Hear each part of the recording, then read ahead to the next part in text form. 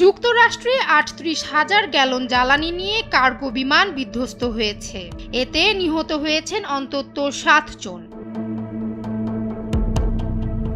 যুক্তরাষ্ট্রের কেন্টাকি অঙ্গরাজ্যের লুইসভিল আন্তর্জাতিক বিমানবন্দর থেকে উড়াল দেওয়ার পরপরই কার্গো বিমানটি বিধ্বস্ত হয়েছে।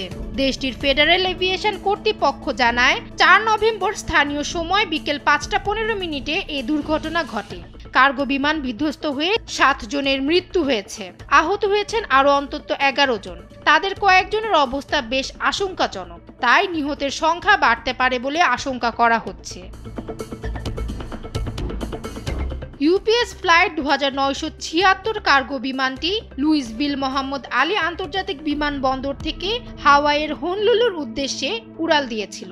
আকাশপথে পণ্য পরিবহনের মার্কিন বহুজাতিক প্রতিষ্ঠান ইউপিএস। প্রতিষ্ঠানটি জানিয়েছে, বিধ্বস্ত কার্গো বিমানটিতে ৩ জন ক্রু রয়েছেন। তাদের সর্বশেষ পরিণতি এখনও জানা যায়নি। স্থানীয় কর্মকর্তাদের বরাতে বিবিসি জানিয়েছে, বিপুল পরিমাণ জ্বালানি থাকার কারণে বিধ্বস্তের পর এখনও আগুন জ্বলছে। ফায়ার সার্ভিসের কর্মীরা আগুন নেভাতে কাজ করছেন। তারা জনগণকে দুর্ঘটনাস্থলের আশেপাশে না যেতে অনুরোধ করেছেন। ডেস্ক রিপোর্ট, সময়ের আলো।